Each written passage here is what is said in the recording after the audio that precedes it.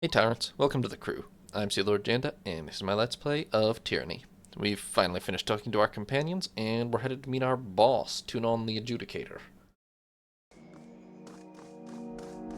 Probably, yeah. Oh, can I now? Yes, okay. Let's go. Clouds hang low over the tiers, disgorging a deluge of rain, thunder shaking your bones as lightning arcs across the sky. You press on with your journey in the hope, with the awareness that weather like this often complicates travel. You crest a hill to find the road before you entirely flooded by deep, churning water. One of the nearby rivers must have jumped its banks. Peering at the churning water, your disfavored companion rubs the back of his head. I'd suggest that I walk along the bottom were it not for the damnable need to breathe. Apologies, Fatebinder. My presence here may hinder your options. Well, I can try to freeze it. Nice. The droplets on your hands harden into tiny... Good thing I talked to Eb about this magic. The droplets on... Or maybe I already knew freeze magic, actually. I don't know. She does do ice, but... Moon is what I learned from her. The droplets on your hands harden into tiny crystals as your fingers twist into the mystic gestures of frost. The bluish glow of arcane energy builds around you, and you weave it with sweeping movements into the sigil of a long-dead archon. With an open palm, you channel the magic before you and into the flood, and the water immediately rewards you by slowing and solidifying into a span of solid ice that arches to the far shore. Though the path is slick, you take it carefully and cross without difficulty, the mystic forces you called upon easing the way and clinging to your being. Nice. Okay, and we've arrived. Well, time to talk to our boss about how we may have accidentally not prevented a civil war. Okay, it's not much to explore here, it's just his court. Clearly. Yeah, not a large map. I'm gonna assume Tunon is right there. Kairos is standard, an imposing sight for both conquered and unconquered alike. Okay, a bunch of random nobles. Yes, you are better for it. You have a name. This well-dressed older woman stands apart from the milling crowds of nobles. She stares off into the distance, oblivious to your approach until you're right in front of her. Oh, greetings, she offers a preserved smile. Anda Lucretius, formerly of Thistleholm. You have the look of someone who belongs here. A Fatebinder, no doubt? She nods. Bastard City, okay. Do you need something from me?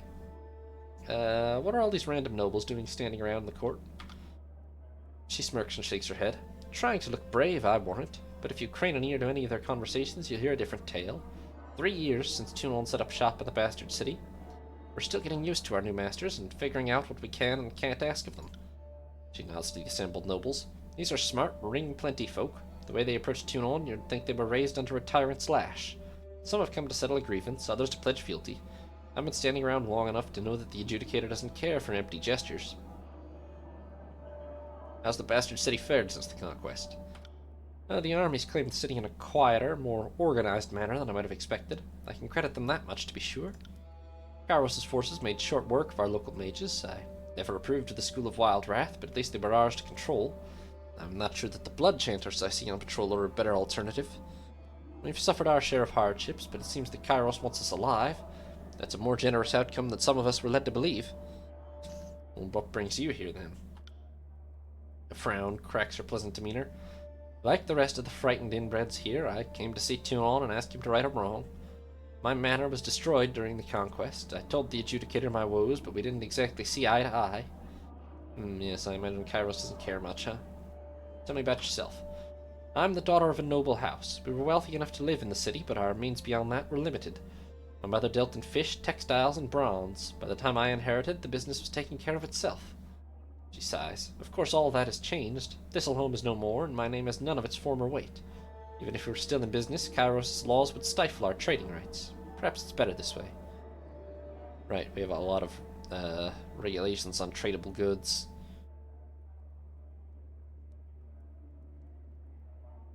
What's Thistleholm? A great sigh deflates her. It was my family's ancestral hall. The oldest stones dated back to the years when the Bastard City was naught but a dozen roofs and wagons clustering for warmth. Compared to the houses of the great lords, it was nothing special.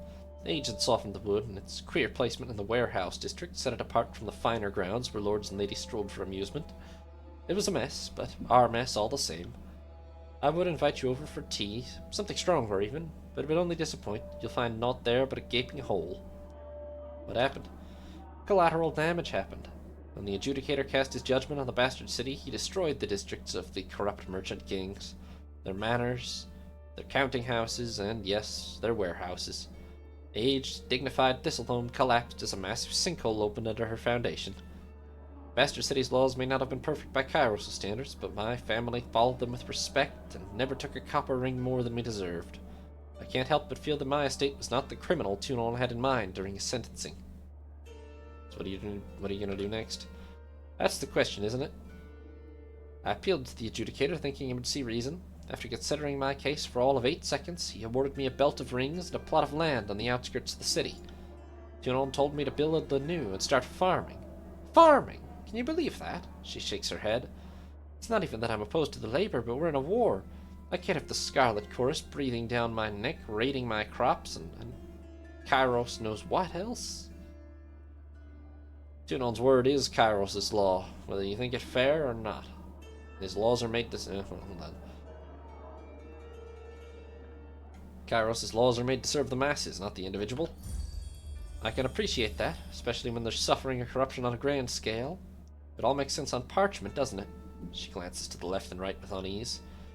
I come from a long line of smart, ring-savvy merchants, but even I can't reconcile Tunon's justice with Kairos' law. There's something wrong about it all. Maybe Tunon knows something I don't, or maybe... She trails off, shaking her head in doubt. What do you mean? People come here for justice. They usually get a version of it, but it's Tunon's version, not theirs. Half of the time, they don't even get what they wanted out of a ruling in their favor. She shakes her head. The deed to a farm, for instance. Not to put my own ignorance on display, but if more people knew how Kairos' laws worked, they might not come here seeking a ruling at all, even a fair one. Tunon is a servant of law, but he's the Overlord's vassal as much as any of us. Sometimes it seems like he uses his position to twist everything in the Empire's favor. We're just pieces on a board, and he can move us wherever the law justifies that we stand. Doesn't sound, well, legal.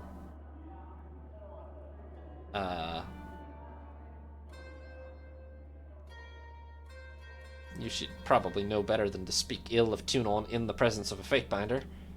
Forgive me for running my mouth.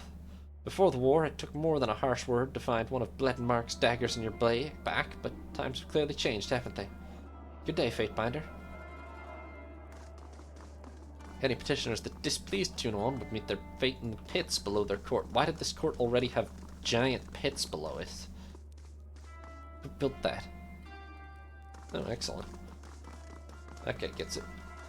Alright. So there's a bunch of disfavored and Scarlet Chorus. Oh, here we are, okay.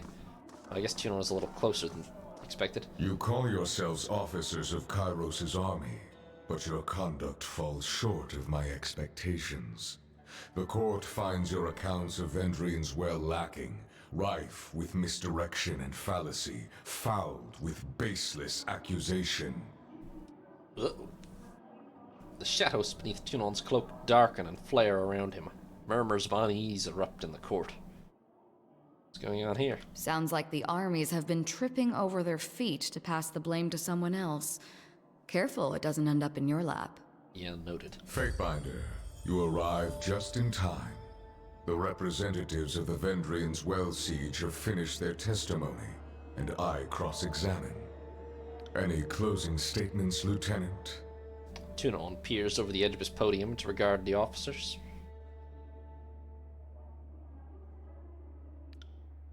Exactly, pits are super handy to have around. Your Honor, I've relayed the events as I experienced them. You can well imagine why my version conflicts with his.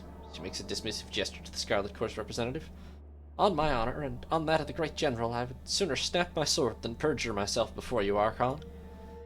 Oh, so you imply that falsehood comes easier to my lips than yours. You're a fool if you believe the Archon of Justice won't see through your lies because the disfavored think themselves better than an honest gang. Blood mulch? Come on, buddy. Silence.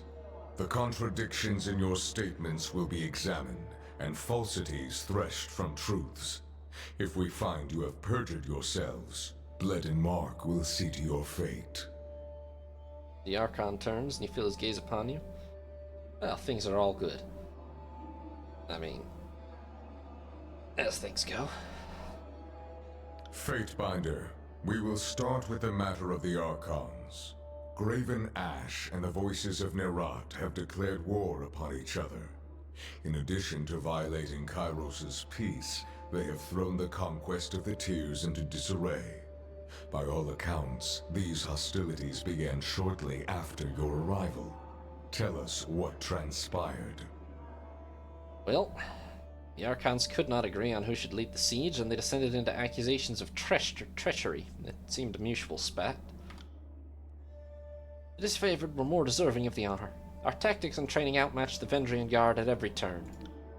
What balderdash! The disfavored couldn't tip over a straw hut if they had a week to strategize. Our howling mob was better equipped he calls himself a howling mob, was better equipped to overwhelm the Vendrian Guard. Our recruits were ready to throw themselves at the enemy if only Ash and his legion would agree to a plan. The Fatebinder presents testimony. I warn you both against speaking out of turn. Something more than a mere disagreement unraveled this campaign, but I will return to that in time. Let us speak of Ascension Hall. The disfavored sing your praises across the realm, though the Scarlet Chorus appeal for charges of treason. Perhaps you can offer a more enlightened account. My lord, I claimed the Citadel with the aid of a small unit of disfavored. An efficient solution, the type I would expect from a capable agent. Tell me though, with the edict looming overhead and death the price of failure, why not employ the numerical advantage of the Scarlet Chorus? Well, it's a bit of both actually, but my lord, the siege called for tactics and planning, not raw numbers. For a long while, the Adjudicator hovers in silence, shadows trailing from below his robes. I will consider this testimony at length. The court thanks you for it. Is there anything you wish to add at this time? I've said all that I know. Your testimony is accepted by the court. The statements of our guests raise questions in my mind. There is much about this campaign that has caused me to wonder. A shipment of iron weapons was short on arrival. Where coveted iron is concerned, I don't believe it to be a clerical error. One of my agents recovered this seal in Echo Call. It belongs to a merchant collective. Lethian's Crossing is teeming with their kind. If you would root out treachery, I would advise starting there. Noted. Petitioners, leave us. I would have a private audience with the Fatebinder. Ascend and join me. You will find the way opened. Okay. Nope, he just vanished, okay. So he didn't make a definitive judgment just now, but he wants to talk to us for more testimony. Okay, let's talk to these people first. Oh, my fellow Fatebinders. Nunaval, Catio, and Rogalus. What's up, guys? Sea Lord, I see you've returned to the fold. Your exploits in Vendrian's Well are the matter of some discussion. The Fatebinder of Balance regards you with a discerning eye, and for a moment you feel as if she's trying to peer into the very depths of your mind. What, the other Fatebinders get titles? I don't have a title. What can I do for you? Calio touches a gentle hand to your shoulder. Anything happened while I was away? And Nunaval was dispatched to Stalwart to break the stalemate between the locals and the disfavored. He proclaimed Kairos' Edict of Storms, shattering the country with winds on ending. Oh, good for you, Nunaval. Have you been occupying your time in the bastard city? Tunon sends me on assignments here and there. I settle disputes between the locals when the Adjudicator's otherwise occupied. She smirks. Everything from trade disagreements to pushing chorus squatters out of basements. Real rewarding work. She waves it off. The glory of war is not an honor reserved for the likes of us. We're the fish swimming in Tunon's wake, picking up scraps along the way. We're rather large and imposing compared to the bottom feeders of the tiers, but fish all the same. Seems weird to ask a fellow Fatebinder more about Tunon, but let's do it anyway. Tunon is our overlord's fair and exacting adjudicator. He speaks with the voice of Kairos' law, and his word is judgment. All of this and more you can learn by asking him yourself. Go on, or does he intimidate you still? She chuckles softly. I jest, of course. I have some concerns about the war. And you are free to share them in my confidence. She leans in closer. Our armies squabble at each other's throats. Divided, we cannot win.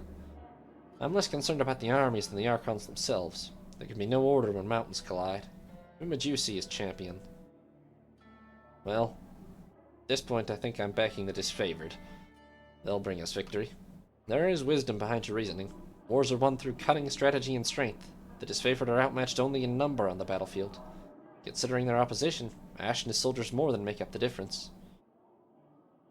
You been spying on me? I don't act so surprised. It's my duty to ensure that those who operate under the Adjudicator's name adhere to the spirit of his law, if not the very letter. Well, of course I've nothing to hide.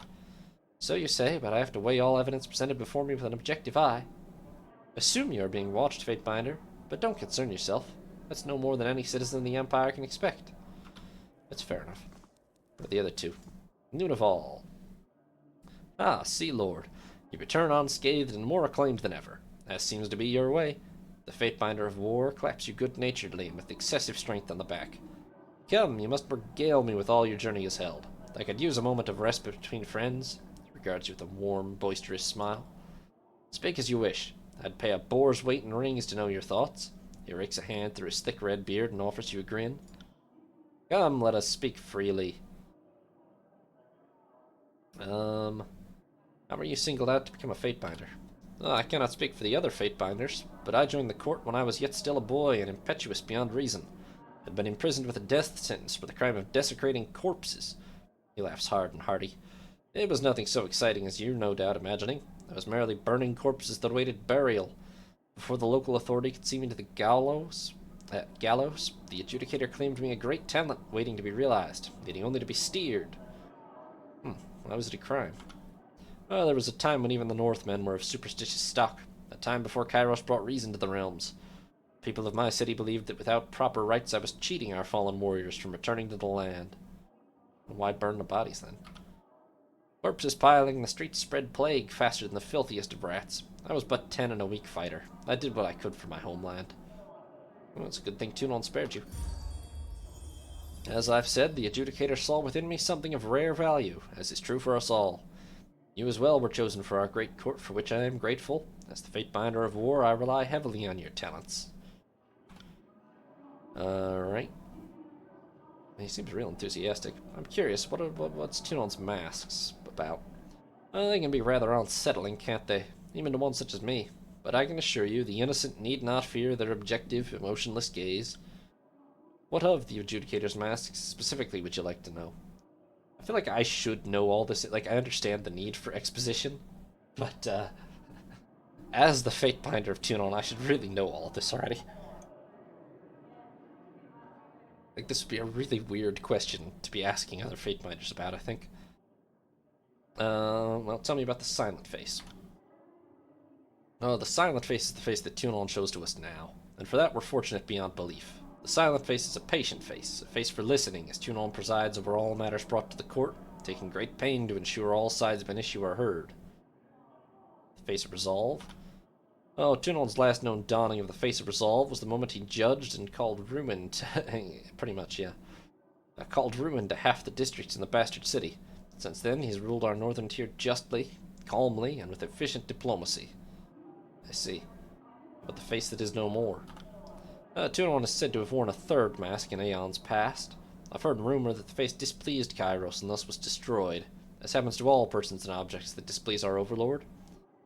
You ever seen him change masks? In the way that you and I would change our raiment? No, not as such. And yet I have seen the masks shift. They switch without the Adjudicator or anyone so much as laying a hand on them. It's not something you can watch unfold. After a time you merely realize it's already happened.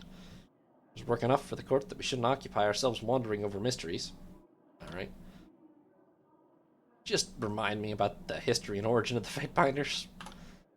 The seasoned warrior rubs a finger against the line of stubble along his cheek. We're a relatively young order, though we've spanned these past 2 centuries. The voices of Narot and Graven Ash need armies to execute their will. Tunon wields but a modest court of vassals. If we exist to the extension of his law, there's no place in all of Taratus beyond our judgment. Alright, tell me more about our allies? Aha, yes. With friends like these, our work is often self-explanatory. We're asking about the Scarlet Chorus or the Disfavored?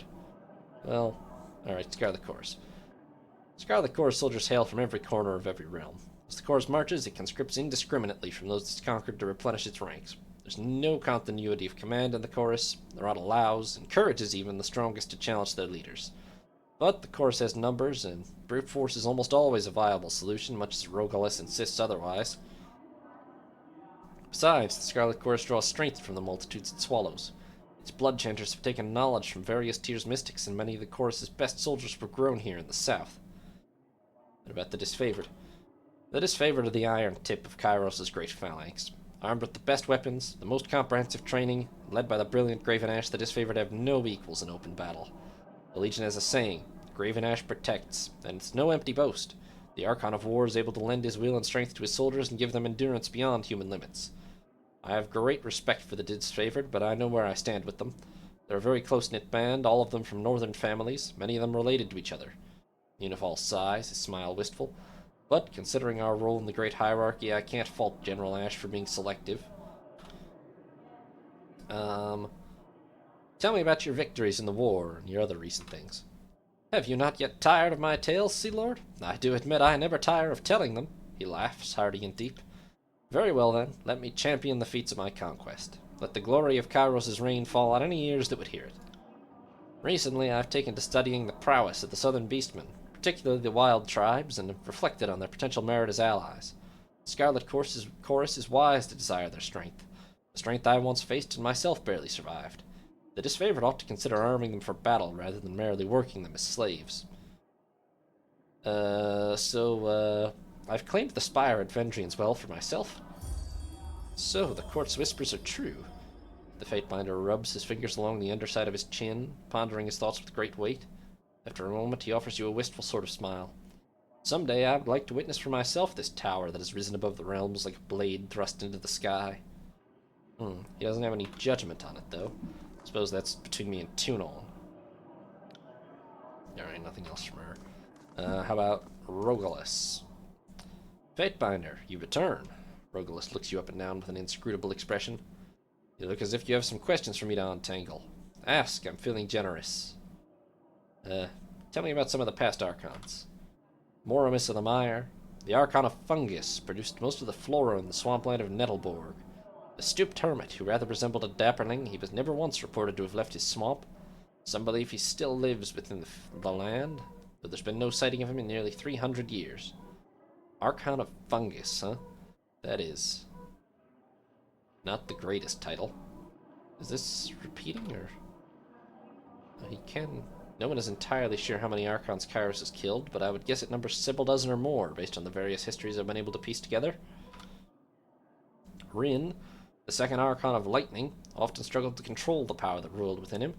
If he suffered but a single slip of concentration, he risked an instant electrocution to his touch. Or so he claimed after killing the first Archon of Water during a diplomatic embrace. Whoops. Much that was known has been lost regarding the first Archon of Frost, but his talents were improved upon by 3 following Archons, sisters born together and never since seen apart. It is said Rana, Nirabel, and Slayer were so cold at birth that they were thought stillborn. Nox Myria, the Archon of Pestilence, was disliked in her circles. When she opened her eyes to see and her mouth to speak, it said that flies would gust into the air, swarming so thick as to blacken the sky. She died in the 20th year of her birth following a string of unusual and grotesque symptoms. Rough. Alright, Rogalus, he's out of dialogue lines about past Archons. Where did you study when you were younger? I've been a ward of the court for as long as I've been aware. As a child, I demonstrated wholly perfect recall, and I absorbed all that Tunon and my tutors had to offer. I remember hating all the lectures and wishing I could learn at my pace. Funny how I envied the sages of the tiers, how they could spend their whole lives reading and never exhaust their library. Of course, now the Vellum Citadel's nothing more than a burning waste. What do you think about the other Fatebinders? Well, you need to be more specific than that, I'm afraid. There's on last count slightly more than a handful of us. How do you feel about the Archon of War? Fatebinder of War. Well, Nunaval's keen, brash, a hardy braggart with a fondness for bloodshed. He can be utterly unbearable at times. His justice is fair, even if he skews toward rather exacting and uncompromising punishments at times. How about balance? Acalia was the finest among us. Her discernment is beyond reproach, and she's perhaps Tunon's favorite. She has a mind for suspicion and observation that makes others uneasy. We who operate within the confines of the law have nothing to fear, of course. What about me? You follow an orderly path, regimented and organized. Perhaps too orderly for our station, but that's neither here nor there if you execute your job with wisdom. Be sure you don't stray to the path of chaos. Down that way lies rebellion. Alright. You know anything about the old walls and the Bane? You seem like the scholar here. With which should I start? Alright, old walls. Well, we know little enough about the ancient structures, save that they predate all historical record. The forbidding ruins crisscrossed the tiers of North alike centuries before we raised our cities. The only one old enough to guess is likely Kairos. How about the Bane? The Bane are found in the old walls, but much of their defining qualities still escape me. They're creatures of smoke, claw, and fang. If you find yourself unfortunate enough to fight one, remember that spells are effective against them, but grab the attention of others lurking near. Alright. You know anything else about the tiers? The political entities of the tiers are essentially split between the Bastard Tier, the Younger Realms, and the Free Cities. Which would you like to know? Bastard Tier.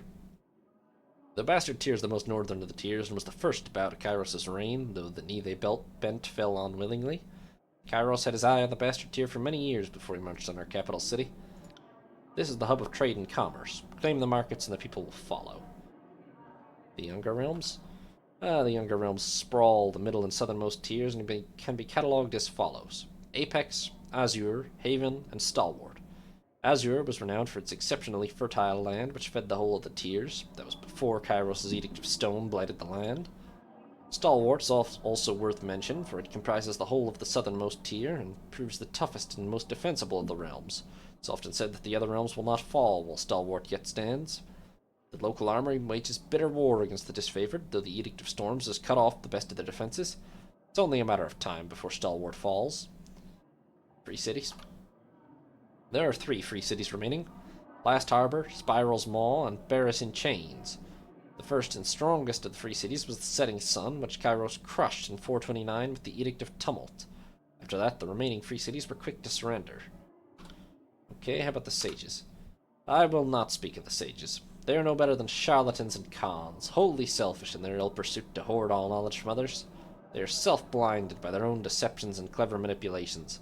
They alone caused their own undoing and are solely to blame for the burning library, one of the most grievous of wrongs in the known histories for which they can never be forgiven. Okay, so that's those 3. I guess let's try to talk to the representatives here. What's up, guys? Fatebinder, the lieutenant gives you a curt nod. I'm ill at ease in this polished hall, but I admit it's a reprieve from the battlefield and training grounds. If Ash needs me to stay here and represent his interests throughout the occupation, then I'll be up to the task.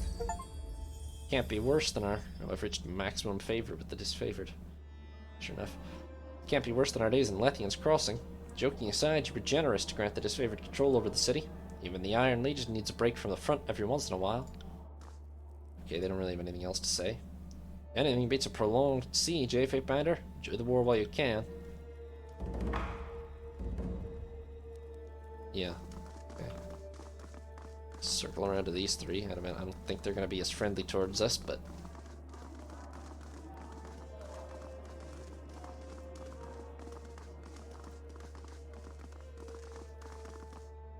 Fatebinder, you're no stranger to Tunon's court, but I prefer to spend as little time here as possible. In spite of these closed walls, I feel strangely exposed. He glances up at Tunon. Fair warning, when you backdash, you were as good as signing your death warrant, but we shouldn't discuss such matters in a court of law. You'll make our times in the tiers an interesting one, won't you? He smiles for an uncomfortably long time. Of course you will.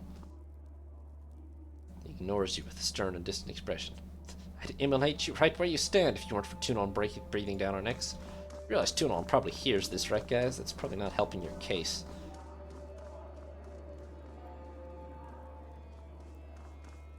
Alright. Save, maybe. And, let's go meet Tunon. The ornament to top. Thanks for watching, sailors. Hope you enjoyed. If you did, consider leaving a like or subscribing. New parts will be up every other day on YouTube, or you can watch live on Twitch. Have a nice day, sailors. This is Sea Lord Janda, signing off.